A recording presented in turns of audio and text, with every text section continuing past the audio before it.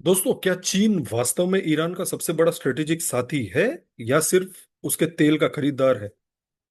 क्या middle east का पूरा कॉन्फ्लिक्ट असल में ईरान वर्सेस इसराइल नहीं बल्कि अमेरिका वर्सेस चीन का हिडन बैटलफील्ड है? क्या चीन का इकोनॉमिक मॉडल अब टूटने की कगार पर है? और सबसे बड़ा सवाल, अगर चीन कमजोर हो रहा है तो क्या भारत एक नए जियोपॉलिटिकल सुपर पावर के रूप में उभरेगा? वंदे मातरम दोस्तों, मैं हूं विकास पाल और मैवरिक जियोपॉलिटिक्स के इस सेशन में मैं आपका स्वागत करता हूं। चैनल को लाइक शेयर और सब्सक्राइब जरूर कीजिए दोस्तों। मुझे उम्मीद है इस सेशन के अंत तक मैं इन सारे सवालों का जवाब आपके सामने प्रस्तुत कर पाऊंगा। चलिए शुरू करते हैं। दोस्तों, दुनिया में बहुत लोग ये समझते हैं कि ईरान और चीन एक स्ट्रॉन्ग स्ट्रेटेजिक अलायंस में बंधे हुए हैं, क्योंकि चीन इतना सारा तेल लेता है ईरान का। 2021 में दोनों देशों ने 25 साल का एक स्ट्रेटेजिक पार्टनरशिप साइन भी किया था, जिसका साइज था लगभग लगभग $400 बिलियन। सुनने में लगता है कि चीन ईरान का सबसे बड़ा प्रोटेक्टर है, लेकिन ग्राउंड रियलिटी कुछ और ही है दोस्तों। चीन एक मतलबी देश है और उसको अपने पार्टनर से भी कोई मतलब नहीं है। एक चाइनीज स्कॉलर ने बहुत ही इंटरेस्टिंग बात कही थी कि Beijing cares only about the oil, not the regime. मतलब चीन को ईरान की सरकार से कोई लेन देन नहीं है, कोई इमोशनल अटैचमेंट नहीं है, कोई आइडियोलॉजिकल अटैचमेंट नहीं है। उसको सिर्फ एक चीज चाहिए, वो है कंटिन्यूअस ऑयल सप्लाई। अगर कल ईरान में रिजिम चेंज हो जाता है तब भी चीन को कोई प्रॉब्लम नहीं होगी, वो नए रिजिम के साथ भी बिजनेस कर लेगा। ठीक है, चलिए, ये तो हर एक कंट्री के लिए वो लागू होता है। पर एक बात समझिए कि चीन जो दिखाता है दुनिया को, वो पार्टनर उतना स्ट्रांग नहीं है। उस मामले में चीन बड़ा प्रैग्मेटिक है।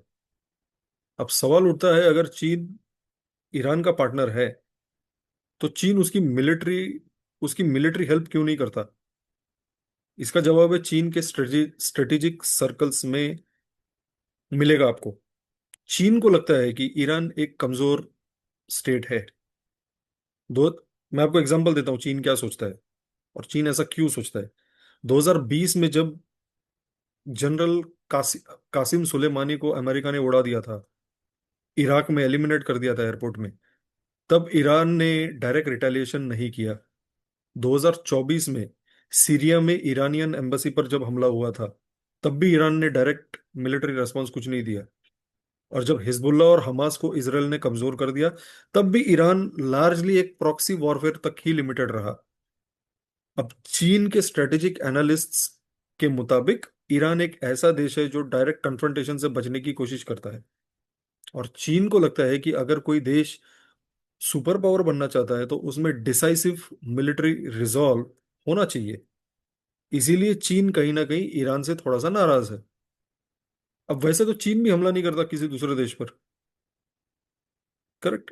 कई सारे टैंकर्स अमेरिका ने कब्जा लिए थे, वेनेजुएला वाले, जो चीन के थे। ऑयल टैंकर्स, क्या किया चीन ने? कुछ भी नहीं किया। अगर वही अमेरिका होता तो अमेरिका छोड़ता क्या? Anyways, let's come back to Iran. अब जून के कॉन्फ्लिक्ट के बाद जब ईरान पर अटैक हुआ, तब चीन ने क्या किया? सिर्फ एक डिप्लोमेटिक स्टेटमेंट दिया, वी कंडेम द वायलेंस। बस, दैट्स इट। ना अमेरिका का नाम लिया, ना कोई मिलिट्री हेल्प दी। चीन ने सिर्फ एक रिटॉरिक दिया कि झगड़ा मत करो, लड़ाई मत करो, वी कंडेम दी वायलेंस, ये नहीं होना चाहिए, वो नहीं होना चाहिए। इससे एक बात क्लियर हो जाती है दोस्तों, चीन मिडल ईस्ट में डायरेक्ट कन्फ्रंटेशन से बचना चाहता है। अब एक और इंटरेस्टिंग जियोपॉलिटिकल थियरी को समझिए। कुछ एनालिस्ट का यह भी मानना है कि ईरान क्राइसिस का रियल टारगेट तो ईरान है ही नहीं, असली टारगेट है चीन। क्यों? क्योंकि चीन का राइज मिडल ईस्ट से जुड़ा हुआ है। अगर चीन को ग्लोबल सुपर पावर बनना है तो उसे मिडल ईस्ट की एनर्जी सप्लाई और शिपिंग रूट्स कंट्रोल करने होंगे। ईरान उस स्ट्रेटेजी का एक इंपॉर्टेंट पिलर है। ईरान के थ्रू चीन रेड सी रूट्स इन्फ्लुएंस करता है, गल्फ एनर्जी सप्लाई को सिक्योर करता है और यूएस इन्फ्लुएंस को चैलेंज करता है। अगर ईरान कमजोर हो जाता है तो चीन का मिडल ईस्ट स्ट्रेटेजी भी कमजोर हो जाएगा। इसीलिए कुछ एक्सपर्ट्स कहते हैं Iran crisis actually Indo Pacific century की जियोपॉलिटिकल चेस गेम का एक बहुत बड़ा हिस्सा है। अब जरा चीन के अंदर की सिचुएशन समझिए, क्योंकि जियोपॉलिटिक्स सिर्फ मिलिट्री पावर से नहीं होता है दोस्तों, इकोनॉमिक स्ट्रेंथ उतना ही जरूरी है। यहां पर चीन की सिचुएशन उतनी स्ट्रांग नहीं है जितनी दुनिया को दिखाई देती है बाहर से, क्योंकि चीन अपने नंबर्स कभी आउट नहीं करता कि उसके अंदर क्या क्या स्ट्रक्चरल प्रॉब्लम्स है या क्या क्या प्रॉब्लम्स हो रहे हैं। चीन ने इस साल अपना जीडीपी ग्रोथ टारगेट 4.5 से 5% रखा है। सुनने में नॉर्मल लगेगा, लेकिन एक फैक्ट याद रखिए दोस्तों, 1990 के बाद ये चीन का सबसे स्लो या सबसे लो ग्रोथ टारगेट है। और कई इकोनॉमिस्ट का मानना है कि चीन शायद इस टारगेट को भी अचीव ना कर पाए, जो उनके अंदर तकलीफें चल रही हैं। चीन की इकोनॉमी में एक और बड़ा प्रॉब्लम है, डिफ्लेशन।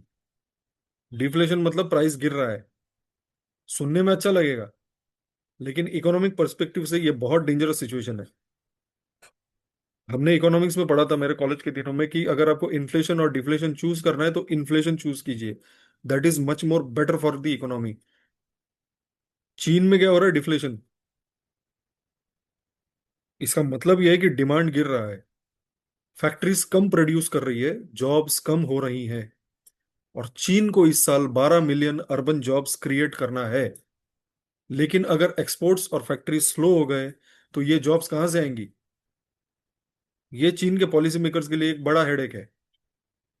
चीन का रियल एस्टेट सेक्टर भी क्राइसिस में है। प्रॉपर्टी डेवलपर्स जो हैं वो बैंकरप्ट हो रहे हैं। हाउसिंग डिमांड गिर रहा है क्योंकि नौकरियां नहीं है लोगों के पास। और कई चाइनीज बैंक्स फिनेंशियल स्ट्रेस में है। फर्क ये है कि चीन में गवर्नमेंट और बैंक्स के बीच कोई फायरवॉल नहीं है, देयर इज नो डिफरेंस।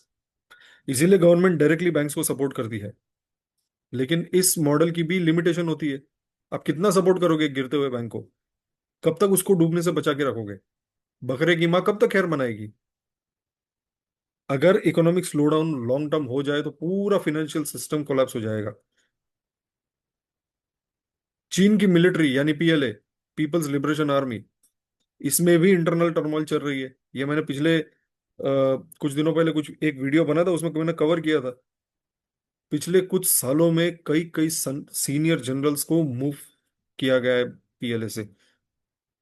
कुछ रिपोर्ट्स के मुताबिक तो लगभग लगभग 1000 जनरल्स को के ऊपर इन्वेस्टिगेशन लगाई गई है। ये एक अनयूजुअल डेवलपमेंट है, क्योंकि जब किसी कंट्री की मिलिट्री लीडरशिप में ही इतनी इनस्टेबिलिटी हो तो इसका मतलब ये होता है कि इंटरनल पावर स्ट्रगल बहुत ही भयंकर है।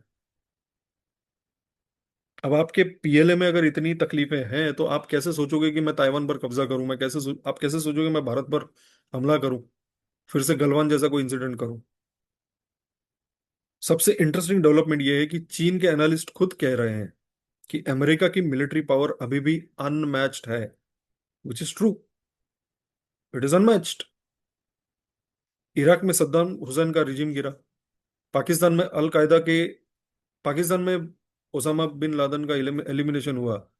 और रीसेंट मिडिल ईस्ट ऑपरेशंस, इन सब ने चीन के स्ट्रेटेजिक थिंकर्स को एक मैसेज दिया है।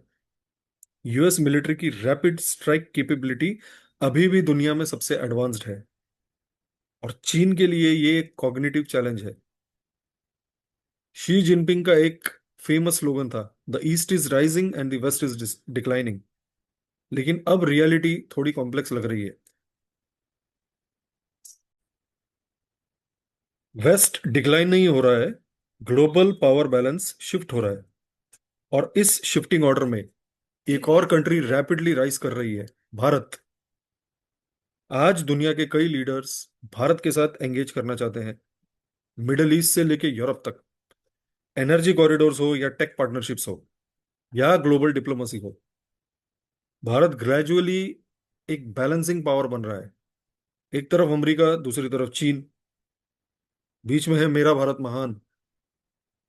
यह है 21वीं सदी की जियोपॉलिटिक्स का एक क्रूशियल ट्रायंगल। चीन की इकोनॉमी एक और फैक्टर पर हेविली डिपेंडेंट है, वो है एक्सपोर्ट्स। अगर ग्लोबल मार्केट्स बंद हो गए तो चीन की सिट्टी वट्टी गुल हो जाएगी। चीन का जो मैन्युफैक्चरिंग मशीन है वो स्लो हो जाएगा, जो कि ऑलरेडी शुरू हो चुका है। इसीलिए चीन के लिए अमेरिका और यूरोप कि जो मार्केट है वो एक्सट्रीमली इंपॉर्टेंट है। और इसी वजह से चीन कई बार जियोपॉलिटिक्स में कैलकुलेटेड रेस्ट्रेंट दिखाता है, वो हर चीज में पैर नहीं डालता। इसीलिए दोस्तों जब हम ईरान क्राइसिस को देखते हैं तो हमें सरफेस नैरेटिव से आगे देखना चाहिए। ये सिर्फ ईरान वर्सेस इसराइल या ईरान वर्सेस अमेरिका की स्टोरी नहीं है। ये एक बहुत ही बड़ा जियोपॉलिटिकल स्ट्रगल है। Energy routes, global supply chains, super power competition, और इस चेस बोर्ड पर हर मूव का इम्पैक्ट एक ग्लोबल बैलेंस ऑफ पावर पर पड़ेगा। आज की रियलिटी ये है, चीन एक पावरफुल देश है, लेकिन उसके सामने भी इकोनॉमिक और स्ट्रेटेजिक चैलेंजेस खड़े हैं। ईरान एक रीजनल पावर है, लेकिन उसकी लिमिटेशंस भी क्लियरली विजिबल है। और दुनिया का जियोपॉलिटिकल ऑर्डर रैपिडली ट्रांसफॉर्म हो रहा है दोस्तों, बहुत ही तेजी से बदल रहा है। इस चेंजिंग ऑर्डर में एक बात तो बहुत ही क्लियर है, 21st सेंचुरी की जियोपॉलिटिक्स सिर्फ वेस्ट वर्सेस ईस्ट की कहानी नहीं होगी। इसमें भारत जैसे इमर्जिंग पावर्स भी बहुत ही इंपॉर्टेंट रोल प्ले करेंगे, from AI to energy to technology to military. यहीं पर दोस्तों मैं आज का सेशन अंत करना चाहूंगा। मुझे उम्मीद है कि वो जो 4 सवाल 5 सवाल जो मैंने इनिशियली इस सेशन के बिगनिंग में पूछे थे, उसका जवाब मैं आपको दे पाया हूँ। चैनल को लाइक शेयर एंड सब्सक्राइब जरूर कीजिए दोस्तों। जय हिंद, भारत माता की जय।